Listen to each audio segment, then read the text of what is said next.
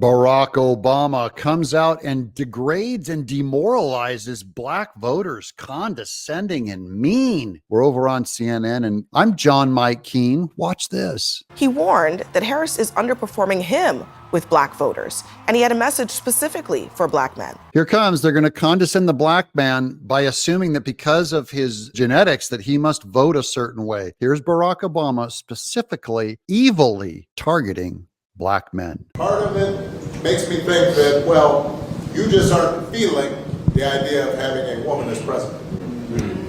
And you're coming up with other alternatives and other reasons for that. Going after black men, just saying they're against a black woman, Kamala Harris. That is, that they're misogynist and sexist. That's a really mean thing to say about any voter. And we're going to unpack this. So now you're thinking about sitting out or even supporting somebody who has a history of denigrating you?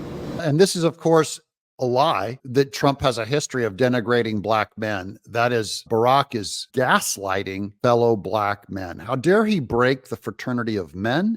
Because you think that's a sign of strength? Because that's what being a man is? Putting women down? That is degrading. That in and of itself, he's putting men down. How dare he? We went back, looked at 2020 exit polls. Biden got 92% of the black vote. Right now, according to Quinnipiac, this is in Pennsylvania, according to Quinnipiac, Harris is at 78. Biden got more of the black vote than Kamala Harris, maybe because black voters don't just vote entirely on race. Maybe they're looking at candidates in higher percentages. I think that's a good sign. Governor Walz, according to Politico, is going to be going out on a men tour, literally a tour of media to appeal to men. Can you imagine men being more warmed up to Kamala Harris because Tim Walz, the manly man, goes out on a man tour? I'd like to ask my audience of men, what do you think of Tim Walz? Would he turn your head in any way to go for Kamala Harris, especially black men? Is Tim Walz just the black man's candidate, the black man's voice? Issue I want to bring up is a problem too. Why are black men being lectured to? Why are black men being belittled in ways that no other voting group? That's a Democrat, Nina Turner. I just want to keep emphasizing this. These are Democrats saying this. Nina Turner going, why are black men being targeted? I like this lady. You're going to hear me just do nothing but praise her for this exchange. Now, a lot of love for former President Obama, but for him to single out black men is wrong. Morally wrong. I like the way this lady thinks. And some of the black men that I have talked to have their reasons why they want to vote a different way. And even if some of us may not like that, we have to respect this. This Democrat, I support.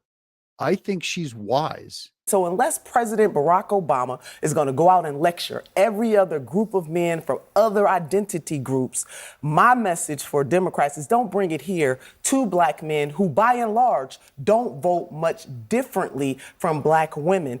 And that's just logic. If he really cared about the misogynist thing that men just aren't voting for her because she's a woman, then why wouldn't you go after other identity groups and say, why target just black men?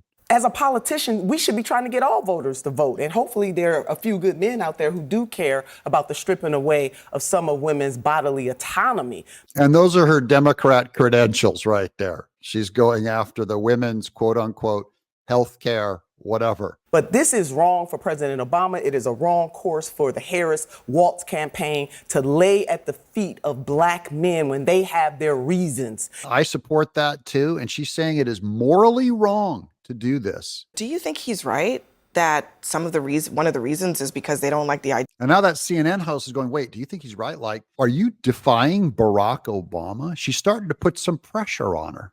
This is peer pressure. It might be some listen, black men are socialized in the same society as any other any other man. So yes, is misogyny maybe a part of it? But again, is President Obama and is the Harris-Waltz campaign going to lecture other male groups in the same way that they're lecturing This is black not just men? about. I don't think so. He's not going to lecture other men because he's tried to make this about race. That's logic. When you apply a standard to a similar group and say, why aren't you calling that out? It starts to reveal truth, capital T truth. It's not just about Pennsylvania. It's not just about men. It sounds like there's a concern that there's a broad problem for Vice President Harris with the blue wall.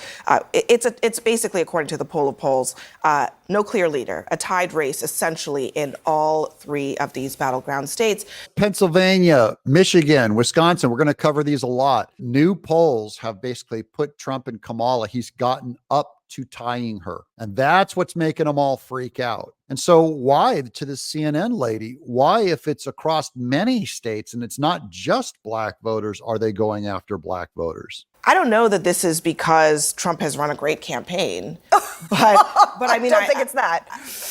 I mean, maybe he has, maybe he hasn't, but he has struggled against Kamala Harris in this early stage, but he's still kept this race pretty tight and maybe has made some inroads in the last couple of weeks. Oh, absolutely he has. That blonde lady laughed at him for suggesting that Trump ran a strong campaign. He is strong. He's authentic. And Kamala has run a disastrous campaign. How do you know? Because Trump's campaign is going up and hers is going down. That's the definition. The vice president down in Michigan and Wisconsin sent alarm bells throughout every Democrat office in the country. But I want to say this, the blue wall is cracking and black men are just one part of a broader puzzle that she hasn't been able to reach. They're wrong in going after black men. They didn't get at what is making that blue wall crack. That's good news for us, guys. You want them to take goose trails down the wrong way so they fight the wrong battle.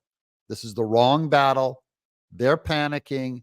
They're blaming it on the black man, and that is not the problem. She's struggling with union voters. The two of the biggest unions ever didn't endorse her. She's struggling with Muslim Americans in Michigan, according to CARE's own numbers. She's struggling with Hispanics in California. She's not expected to remake the Obama coalition. That's impossible. That's a 1 in a million.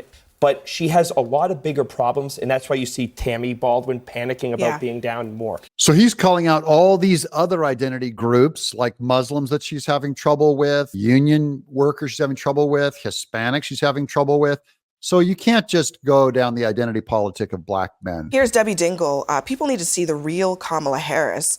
This is what she told Axios. They need to let her get in the union halls and just talk to people. Whatever you think about Trump, he's personable. First of all, they're not going to allow you to know the real Kamala Harris. She's not going to go talk to the people. They're terrified.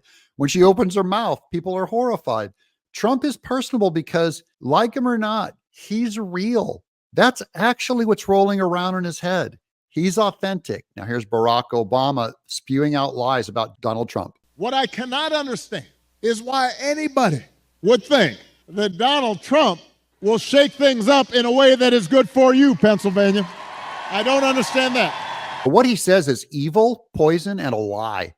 He's greasy. And I'm just going to superimpose a video of my own of Trump with a bunch of special needs guys to show that Barack Obama is about to spew a ton of lies. Watch this. This one might even get you a little choked up. Because there is absolutely no evidence that this man thinks about anybody but himself. I've said it before.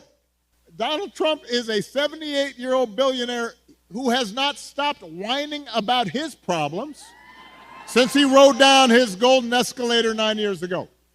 You've got the tweets in all caps, the ranting and the raving about crazy conspiracy theories. You got the 2-hour speeches, word salad, just, it's like Fidel Castro, just on and on. Constant attempts to sell you stuff. Who does that? Selling you gold sneakers and $100,000 watch and... It's not working, liar. Trump loves people. Real people, and real people love Trump. I mean, this is a political party that thinks gender is just a state of mind, and all of a sudden they're like, oh my God, we have trouble with moderate biological males.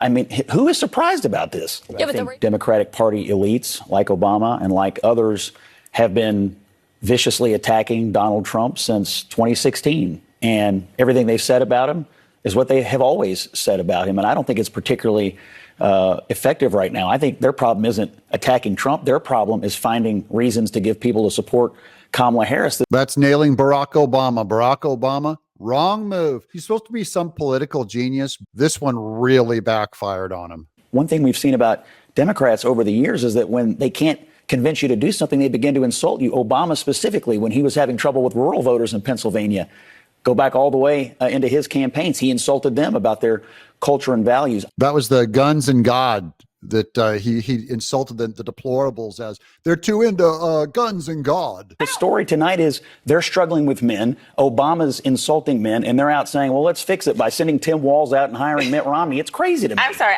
This is not a campaign strategy to name Mitt Romney the Secretary of State. Are you agreeing? Mitt Romney is over on the Kamala Harris side. That's not going to help, especially not with black men. Now, I just thought I'd let Vernon Jones here. This is a black man's voice. Will tell you the score with Barack Obama. I, like many of you, observed and listened and watched Barack Obama last night as he addressed black men. But as a black man, he did everything but address us. What he did, he berated black men, he rebuked black men, he even scolded black men, primarily because we will not fall in line and vote for Madam Lock Up Her Brother, Kamala Harris, because that's her record. Now, he's going to name just facts. These not emotional outbreak. He's just going, she's Madam Lock Up a Brother. As if black men are too stupid that we can't vote our self-interest, what's best for us, our pocketbook, our families.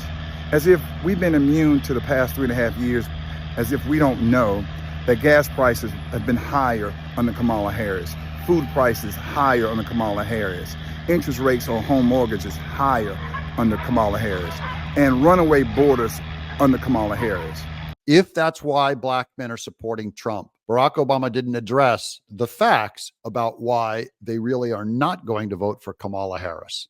But you know what? That's what the liberal white Democratic Party did. They dispatched Barack Obama out there to whip black men back on the plantation to vote Democrat. And you know, President Obama, he meant a lot to black people, but he didn't do anything for black people. He didn't do anything for white people either, although it was primarily white elite liberals that supported him in the highest percentages. And for him to want to come down from his mansion in Martha's Vineyard and tell black men how we should vote, really? You don't even live in Chicago anymore. You left your black community, Barack Obama, and you want to tell us how to vote? We're not having that, and we're not voting for Kamala Harris. Barack Obama backfired. He's just another elite, so disconnected from the people. Male black voters see Trump. They see through it all. You know why? Because they're smart, because they're wise, and because they're independent. And we support that. I'm John Mike Keane.